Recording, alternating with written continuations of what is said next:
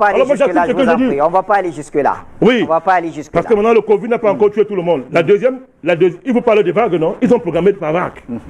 Quand 1 million de personnes vont mourir d'un jour, 6 millions de personnes vont mourir, vous n'attendrez pas comme de leur fusil. Vous allez envahir leur bureau et leur couper la tête. Parce que c'est ce qu'ils méritent, ces gens-là. Maintenant, on fait la politesse. Est-ce que l'OMS a le droit? Où sont les médecins du monde entier pour dire à ces gens de foutre le camp? On a le droit de parler comme ça, les gens qui sont menacés par une maladie. Qu'attendez-vous au pays? Quand vous le faites, vous les désarmez sur le plan psychologique. Ils ne sont plus en capacité de collaborer pour le traitement. C'est moi, Bandakani. Vaut rien de mon état petit, il était qui doit prendre ça au docteur et savant de l'OMS.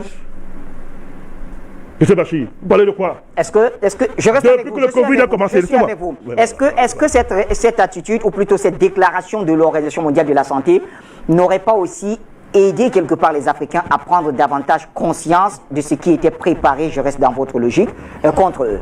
Il fallait donc commencer à dire ça aux Européens, qui eux ne devaient pas s'attendre au pays, étaient dans le pays.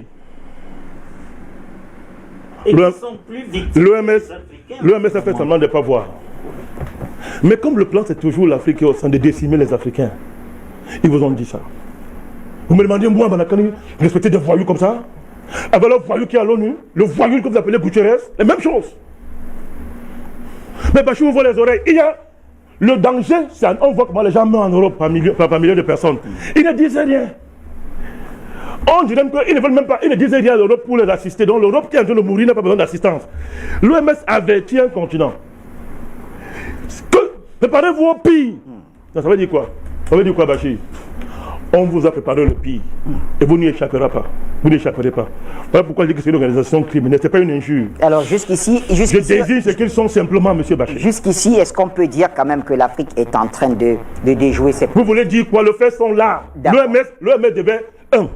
S'ils étaient déjà sérieux, ils écrivraient d'abord une lettre d'excuses publique aux Africains. Pour dire que, sur le plan déontologique, nous avons échoué d'abord. Parce qu'on ne devait pas faire ça. Et de deux, nos prévisions sont fausses. Mais comment avez-vous fait? Dites-nous un peu quelle est la magie qu'il y a chez vous là. Comment est-ce que vous faites chez vous là? Voilà. Un continent qui n'a rien, qui n'a pas de structure médicale, comme ils disent. Parce qu'ils ont dit que la meilleure médecine du monde, c'est la médecine moderne conventionnelle. Est-ce qu'ils ont dit? Donc si tu n'es pas dans ça, tu ne vaux rien. Nous constatons que la médecine conventionnelle ne protège pas les Européens, qui se vantent de l'avoir. Mais nous les Africains qui n'avons rien, parce qu'on est dirigé par des feignants, tout ce que vous voulez, machin là, nous résistons. Ça veut dire que si l'OMS était déjà sérieux, il réfléchirait qu'il faut élargir le concept de médecine. Et ne pas réduire ça au bricolage des machins qu'on fait dans les comprimés, tout ce qu'on va raconter dans leur vaccin de sorciers, pour élargir le concept. Non, la médecine, c'est plus que ça. Il y a des sagesses traditionnelles. Il y a des barrières psychologiques, il y a des barrières spirituelles qui intègrent la médecine. Et qu'il faut être humble à un moment donné quand on parle aux gens de ces choses-là. C'est Bachir. Je suis en colère. Ce qu'il y avait à faire, c'est de détruire, d'aller casser Alors, on ne va pas arriver là. Le temps de vous reprendre la parole. Oui, on est en train de chuter pour le moment. Je peux terminer. Vous terminez. Mes grands frères qui sont là savent qu'ils viennent d'arriver. Oui. Et puis, ils me laissent parler. Ils vous accordent quelques 2 minutes, disons, avant de leur retourner la parole. Je donne le premier principe. Le deuxième principe, vous savez que le problème du vaccin, vous savez que depuis 30 ans, 40 ans, les vaccins secrets se développent sans aucun contrôle. Oui. Par les mêmes laboratoires. On contrôle tout. On contrôle l'état de démocratie dans tous les pays du monde. C'est-à-dire qu'il y a un thermomètre créé par les Blancs pour savoir quel est le pays qui a atteint un tel niveau en démocratie et en droit de l'homme. On vous surveille tous les jours pour savoir si vous avez évolué dans les ajustements structurels de vos économies. Donc vous donnez les points Doing Business, Transparency International, tous ces ONG de merde. Tous les jours, vous donnent des bêtises, machin et consorts. Ils vous disent, on surveille tout. Tout est surveillé dans le monde. Mais dites-moi par quelle magie les vaccins sont hors contrôle dans le monde depuis bientôt 40 ans. L'OMS ne sait pas ça. L'OMS ne sait pas qu'il a pour partenaire un criminel qu'on appelle Bill Gates. Il y a des plaintes contre ce voyou en Inde. Il a été chassé de Kenya partout parce que c'est un criminel qui tue les enfants avec les vaccins. L'OMS ne sait pas ça. Et il est un des grands partenaires de l'OMS, oui. M. Bachir. C'est un financier. Et quand on est financier, on a tous les droits. Vous nous parlez du capitalisme, voilà. président Bandakani. Non, je ne suis pas, je suis dans la déontologie. Ce sont les déontologues médicaux. Ce sont les experts, ils donnent les leçons à tout le monde, l'OMS. Maintenant, revenons au cas de Madagascar, je terminerai par là. Oui. Mon Dieu, c'est pas possible. Mais quelle est cette médecine? Quelle est cette affaire que vous avez? Mais l'OMS, c'est quel machin ça? Quels sont ces voyous-là? Il y a une urgence sanitaire, Bachir. Il n'y a pas de remède. Dans l'OMS, là où l'OMS est là, ils n'ont pas de remède pour soigner le Covid. Et quelqu'un, un pays, trouve une thérapie qui marche. Une thérapie qui marche.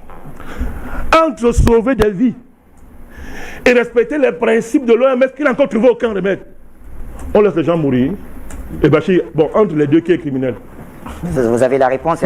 Non, vous me répondez. Bon, je pose des questions. Oui, d'accord. Je pose des questions, oui, c'est votre rôle. Oui. Je comprends. Bon, d'accord. Alors, moi, je vous dis, Bikoro, là, je le salue. Oui. Donc, vous l'avez salué au début. Bon, okay. Allez-y, vous chutez. Donc, c'est-à-dire qu'entre Madagascar, le président de Madagascar, qui n'est pas mon ami en passant, c'est un président africain, je le respecte. Comme je respecte le président, il a des choix, des alliances que je ne partage pas, je le respecte. C'est le président de Malgache. Ce monsieur constate que son pays a des problèmes. Les gens vont mourir d'une histoire qui n'a pas inventée, qui a été créée par les voyous de la communauté internationale, des brigands que vous célébrez tous les jours. Alors moi, je vous ai dit, dès que ça a commencé, Bachir, l'émission, j'ai dit, ce n'est pas une pandémie. Vous vous rappelez l'émission, n'est-ce pas? Il y a des grands savants panafricanistes qui m'ont dit que non, tu géopolitises tout. Bachir, ce n'est pas une pandémie, c'est une affaire de gouvernance. Maintenant que les mêmes gens s'accusent devant le monde entier, ils disent que c'est toi qui as fait. Non, c'est pas toi, c'est moi. C'est toi qui as fait. Non, l'autre dit que c'est l'autre. Mais nous on attend, parce que le meilleur arrive. Nous avons les éléments, le meilleur arrive, on ne court pas. Donc Bachir, le président malgache fait ce qu'un être humain normal doit faire, quitte encore un président. Les Africains ont vécu avant de connaître les Blancs. Ils ont survécu à des catastrophes. L'humanité a survécu à des catastrophes. L'humanité a découvert des procédés, Bachir, des protocoles traditionnels, médicaux puissants, que l'OMS méprise, ne connaît même pas. Au lieu d'être humble, dans une pareille crise qui démontre l'incompétence de l'OMS et son caractère criminel, au lieu d'être humble, l'OMS demande à un président de laisser mourir ses populations alors que le gars a ses techniques et machin pour que ce dégât se soigne. Et même ce produit-là. Il fait partie des pays les moins touchés. En plus. Et d'ailleurs, ce produit, il y a longtemps que ça fait une querelle dans le monde médical. C'est pas aujourd'hui que ça fait querelle. C'est pas aujourd'hui que ça fait querelle dans ce monde. Comme on a dit au professeur Raoult de se taire. Parce que M. Macron, voilà encore un autre. Voilà vos amis, non? Ce sont les grands leaders démocrates. Voilà vos amis, assumez. Les gens doivent assumer. Les gens doivent assumer. Voilà vos amis. Ce monsieur, à cause de l'intérêt de ses amis, ils ont dit que le professeur Raoult, c'est un fou. Voilà un monsieur qui a les mêmes compétences que les autres. Mais comme il n'est pas dans le réseau, des vendeurs de vaccins qui veulent détruire le monde, on a dit que monsieur, tais-toi. 2 jours après, le même Macron va leur rendre visite dans son bureau. À Marseille. Mon Dieu, à Marseille. Après avoir interdit que ton affaire, ça n'entre pas dans le protocole officiel de traitement. Mais monsieur Bachir, vous voulez qu'on débatte quoi encore ici? L'OMS, organisation criminelle. Bravo au président malgache. Et un Africain qui va continuer à accorder le moins de crédit à l'OMS et toute votre médecine de merde conventionnelle. Merci, président. Il ne s'apprendra qu'à lui-même. Allez, merci à vous.